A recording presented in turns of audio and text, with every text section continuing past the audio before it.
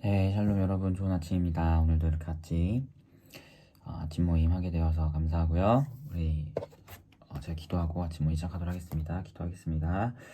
하나님, 감사합니다. 오늘도 우리에게 새날을 허락하시고 말씀으로 하루를 시작하게 하심 너무나 감사합니다.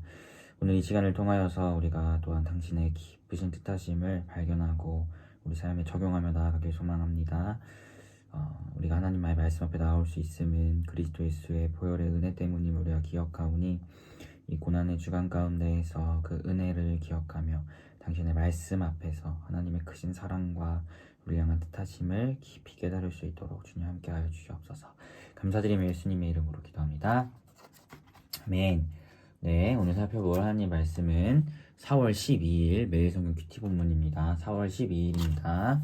요한복음 18장 12절에서 27절 말씀. 요한복음 18장 12절에서 27절 말씀 제가 읽도록 하겠습니다. 이에 군대와 천부장과 유대인의 아랫사람들이 예수를 잡아 결박하여 먼저 안나스에게로 끌고 가니 안나스는 그 해에 대제사장인 가야바의 장인이라. 가야바는 유대인들에게 한 사람이 백성을 위하여 죽는 것이 유익하다고 권고하던 자로라. 시몬 베드로와 또 다른 제자 한 사람이 예수를 따르니 이 제자는 대제사장과 아는 사람이라. 예수와 함께 대제사장의 집들에 들어가고 베드로는 문 밖에 서 있는지라. 대제사장을 아는 그 다른 제자가 나가서 문 지키는 여자에게 말하여 베드로를 데리고 들어오니 문 지키는 여종이 베드로에게 말하되 너도 이 사람의 제자 중 하나가 아니냐 하니 그가 말하되 나는 아니라 하고 그때가 추운 고로 종과 아랫사람들이 불을 피우고 서서 쬐니 베드로도 함께 서서 쬐더라. 대제사장이 예수에게 그의 제자들과 그의 교훈에 대하여 물으니 예수께서 대답하시되 내가 드러내놓고 세상에 말하였노라.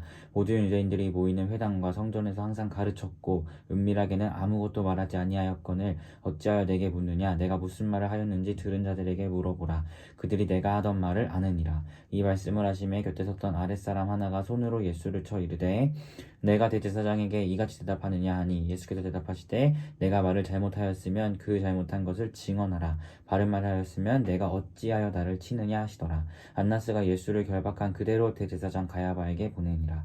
시몬 베드로가 서서 불을 쬐더니 사람들이 묻되 너도 그 제자 중 하나가 아니냐. 베드로가 부인하여 이르되 나는 아니라 하니 대제사장의 종 하나는 베드로의 귀를 잘린 사람의 친척이라. 이르되 내가 그 사람과 함께 동산에 있는 것을 내가 보지 아니하였느냐. 이에 베드로가 또 부인하니 곧 닭이 울더라. 아멘. 우리 말씀 가지고 20분 동안 같이 묵상하도록 하겠습니다.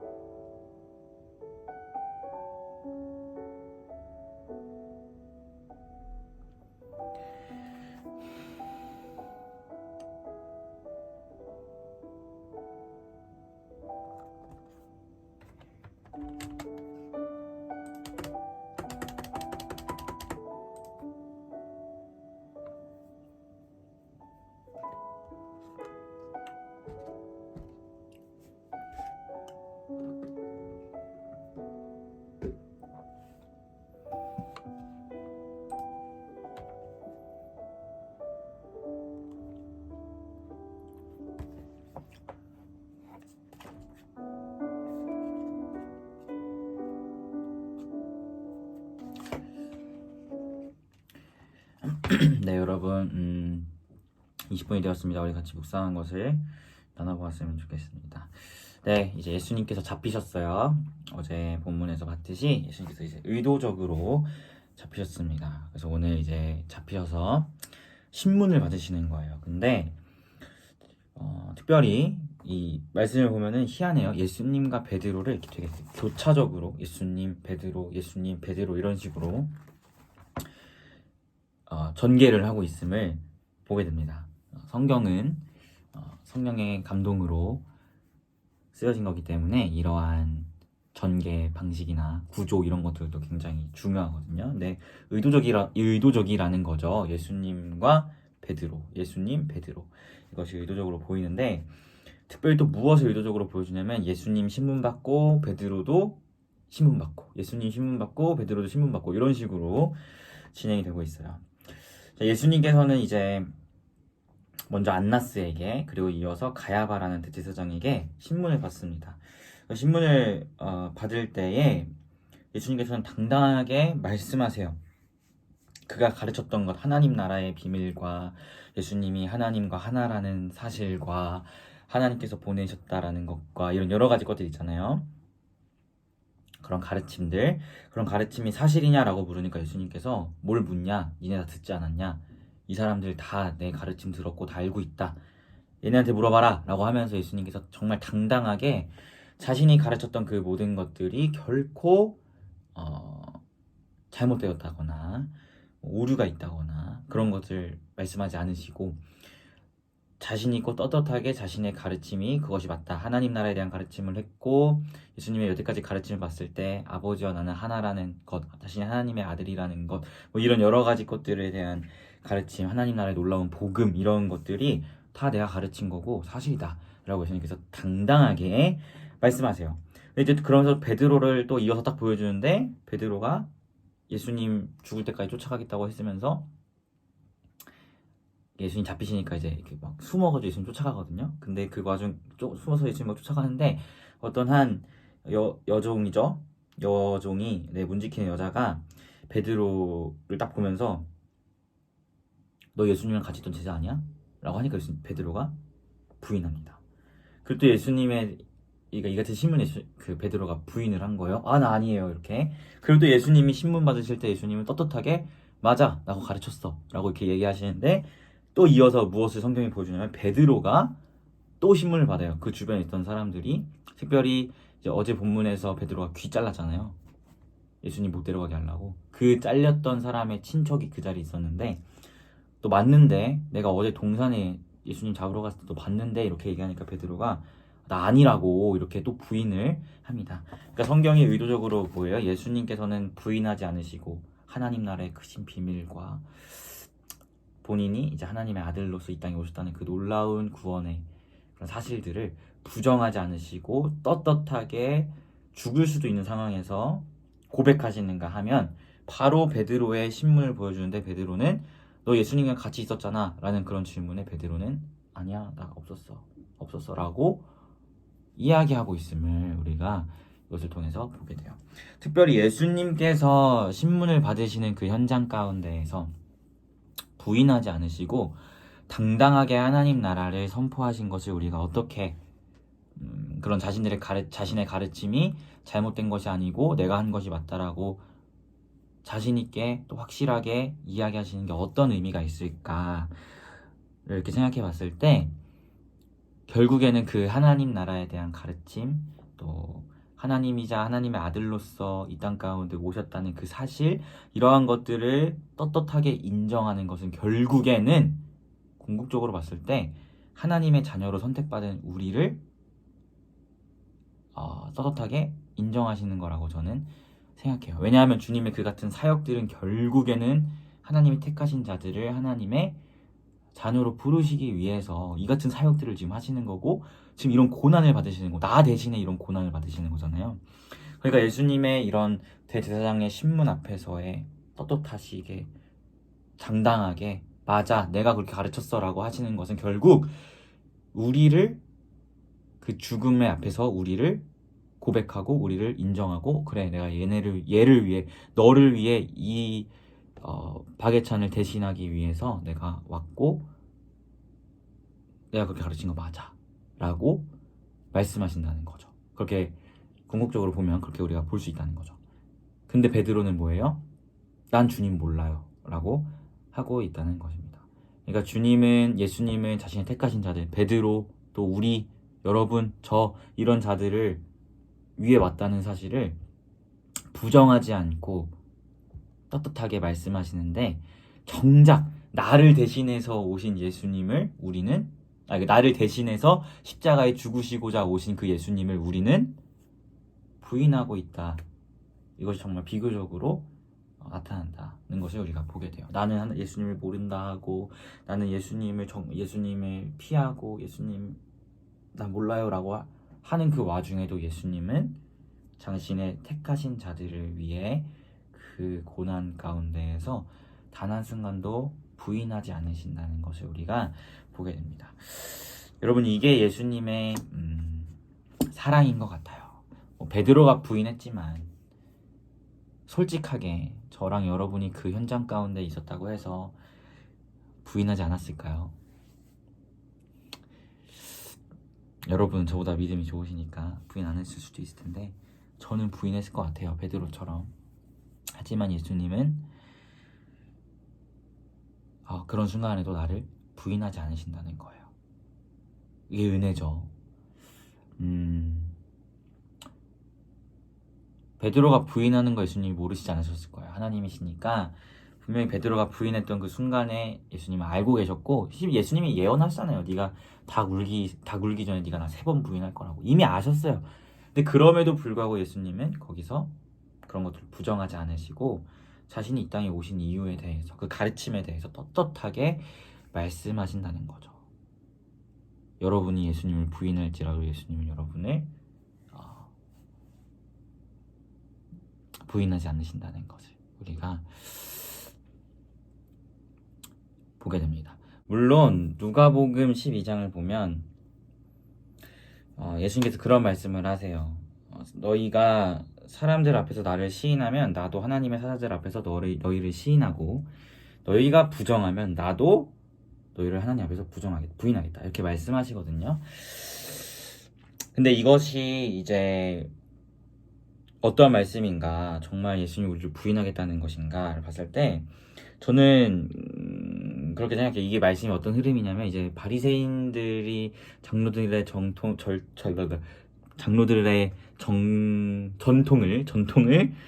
지키지 않는 것에 대해서 예수님을 막 뭐라고 하거든요. 그거에 대한 논쟁이 막 붙었을 때 이제 예수님이 제자들에게 바리새인 누룩을 조심해라라고 하면서, 이제 그들이 세상이 또 바리새인들이 너희를 핍박할지라도 모든 주권이 하나님께 있음을 기억하면서 나를 시인해야 한다라는 말씀을 주님께서 하세요. 근데 저는 그렇게 생각합니다. 이런 고난 앞에서 예수님을 시인할 수 있는 거, 우리 힘으로 절대 불가능합니다. 성령께서 힘을 주셔야 예수님을 그런 고난 속에서도 인정하고 시인할 수 있는 거거든요. 그러니까 사람들 앞에서 예수님을 시인하는 자들은 그 안에 성령이 계신 자들이에요. 그러니까 당연히 예수님도 하나님 앞에서 그들을 시인하겠죠. 근데 사람들 앞에서 예수님을 부인하는 자들은 그 안에 성령이 계시지 않거나, 또는 성령 충만하지 않아서 나의 자아가 강하게 앞서는 사람이라고 우리가 볼 수 있겠죠. 베드로도 이 예수님 십자가에 달리실 때는 사실 예수님에 대한 이해가 제대로 있지도 않았고, 예수님이 왜 이 땅에 오셨는지에 대해서도 사실 제대로, 물론 주는 그리스도이시오 살아계신 하나님의 아들이라는 사실을 고백하면서 나아갔지만 여전히 정치적인 왕으로만 이해했거든요. 근데 나중에 제 베드로가 이제 성령이 임하니까, 교회 전승에 따르면 십자가에 거꾸로 이렇게 매달려서 죽었다고 하잖아요. 순교했다고 하잖아요. 결국에는 그런 것처럼 결국에는 그 안에 예수 그리스도를 영접한 사람은 물론 무너짐의 경험을 할 수 있어요. 하지만 그러면 그 무너짐의 경험이 있었다면 베드로도 결국 예수님이 회복시켜 주시는 것처럼 분명히 주님께서 그것을 어루만지시고 회복시켜 주실 것이고, 결국 끝내 주님을 고백하는 자들이 될 거라고 저는 확신합니다. 하지만 끝까지 주님을 고백하지 않는 자들은 아마도 그 안에 예수님이 계시지 않기 때문에, 성령이 주시는 힘을 공급받지 못했기 때문에 그렇게 되는 것이 아닐까라는 저는 생각을 합니다. 어쨌든 중요한 것은 베드로가 또 우리가 예수님을 부인했던 그 순간에도 예수님은 우리를 부인하지 않으시고 베드로에게 다시 기회를 주시고 그가 다시 사람 낚는 업으로 살아갈 수 있는 회복의 은혜를 나중에 요한복음 끝에 보면 또 주시거든요. 그런 은혜를 주셨던 것처럼 또 우리가 예수님을 모른다 했을 때 우리에게 회복의 은혜를 주셨고, 또 이제는 우리에게 성령으로 말미암아 예수님을 고백할 수 있는 힘과 능력을 주시는 그런 은혜가 우리에게 있다는 사실을 우리가 기억했으면 좋겠습니다. 네, 전화가 와가지고 중간에 끊기고 이어붙여서 이게 얼마나 됐는지 모르겠네요. 제가 기도하고 마치도록 하겠습니다. 기도하겠습니다. 하나님 감사합니다. 우리가 주님을 모른다 할 때에도 주님은 우리를 인정하시고 또 우리를 대신하여 십자가에 못 박혀 죽으시고 부활하신 그 모진 고난을 겪으셨음을 우리가 기억합니다. 하나님, 우리가 예수 그리스도를 이제는 부인하지 않는 자가 되기를 소망합니다. 우리가 영적으로 죽어 있을 때, 우리가 주님을 모른다 했을 때 주님은 우리를 먼저 부르셨고 이제는 우리가 그 주님의 부르심으로 말미암아 우리 안에 성령으로 살아가는 자들이니 이제는 어떠한 상황 가운데서도 예수 그리스도를 고백할 수 있는 힘과 능력을 허락하여 주시고 정말 부르신 자리 가운데 주님만을 높이고 주님만을 고백하며 나아가는 우리 피프리가 될 수 있도록 주님 함께하여 주시옵소서. 감사드리며 예수님의 이름으로 기도합니다. 아멘. 네, 여러분 모두 고생 많으셨고 오늘 하루도 주님 안에서 평안한 하루 되시길 바라겠습니다. 샬롬.